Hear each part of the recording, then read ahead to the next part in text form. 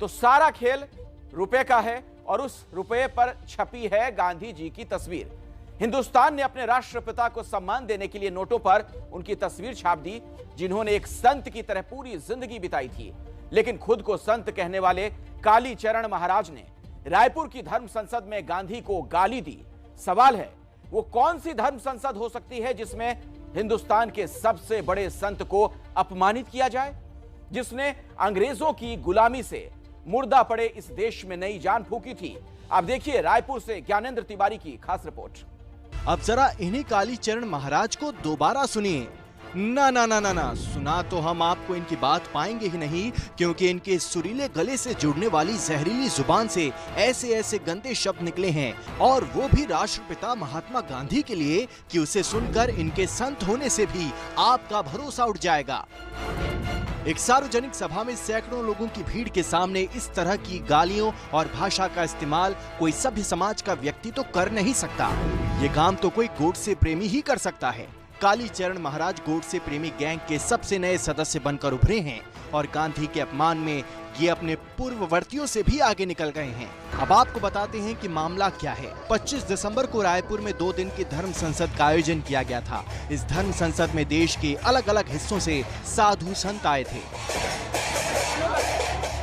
इसी धर्म संसद के आखिरी दिन कालीचरण महाराज को बोलने का मौका मिला और वो धर्म की सारी मर्यादाओं को पार कर गए। खास बात यह है कि धर्म संसद में गांधी का अपमान हुआ, लोगों ने तालियां बजाई और साधु संत मौन देखते रहे। लेकिन फिर इसी धर्म संसद से ही कालीचरण महाराज को जवाब भी मिल गया। वह महात्मा गांधी ने क्या कुछ नहीं किया जिसे राष्ट्रपिता का के उपाधि साथ नवाजा गया। अब उनके विषय में इस धर्म संसद से ऐसी बात, ये हमारा सनातन धर्म नहीं हो सकता। राष्ट्रपिता महात्मा गांधी को लेकर के एक आपत्तिजनक बात कही गई, जो मुझे नहीं अच्छा लगा।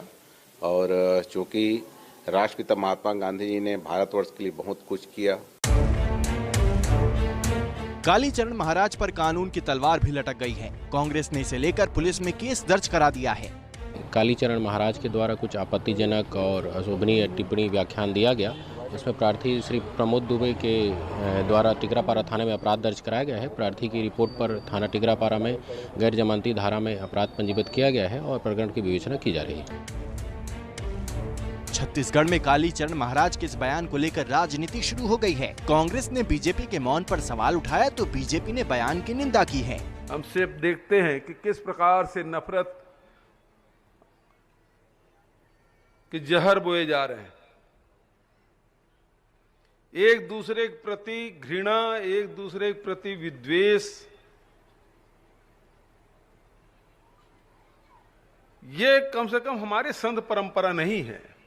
लेकिन जिस प्रकार के बोली और भाषा और जो भी अपने विचार रखे, आज यदि उस पर प्रतिक्रिया व्यक्त करें तो प्रतिक्रिया व्यक्त करने से कुछ होना इसलिए नहीं है कि जिनको जो बोलना है बोल के चले गए हैं। रह गई बात तो आप चाहे FIR करें तो भी वो शब्द वापस नहीं होंगे। गांधी पर कालीचरण महाराज के नफरती बोल का असर दिल्ली से लेकर महाराष्ट्र तक दिखा। गोडसे का महिमा मंडल देश में जब से मोदी सरकार आई शुरू हो गया। अब मर्यादा लांघकर महात्मा गांधी को गरियाने का कार्यक्रम शुरू हो गया है। हम मांग करते हैं कि देशद्रोह का मुकदमा दर्ज हो और कालीचरण जो फर्जी महाराज है उसकी गिरफ्तारी हो। गांधी के नाम से दुनिया में हिंदुस्तान की अलग पहचान है। गांधी के शख्सियत के आगे खुद प्रधानमंत्री नरेंद्र मोदी सम्मान में सिर झुकाते हैं। उन्होंने भारत के नागरिकों में उस बीज को बोने की लगातार कोशिश की थी कि सफाई करो, प्रौढ़ शिक्षा करो, नारी सम्मान करो। महात्मा गांधी लगातार देश को तैयार करते हैं। लेकिन आज आलम यह है कि गांधी को अपमानित करने का फैशन चल गया है। चाहे 8वीं पास कालीचरण महाराज हों या कंगना रनौत या ऐसे ही बोल वाले दूसरे लोग, ये लोग नहीं जानते कि इतिहास के चेहरे पर जो जहर थूक रहे हैं उनकी कितनी बड़ी कीमत हमारे समाज को चुकानी पड़ सकती है। रायपुर से ज्ञानेंद्र तिवारी की रिपोर्ट। और बात आज की लीड स्टोरी की, और आज की लीड स्टोरी पर हमारी राय यह है कि गालीबाज मंत्री टेनी पर दाव लगाकर बीजेपी ब्राह्मण ही नहीं दूसरे समुदाय को भी नाराज कर रही है।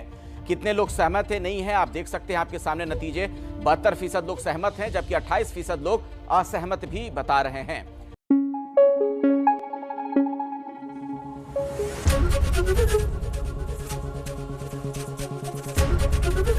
एबीपी न्यूज आपको रखे आगे।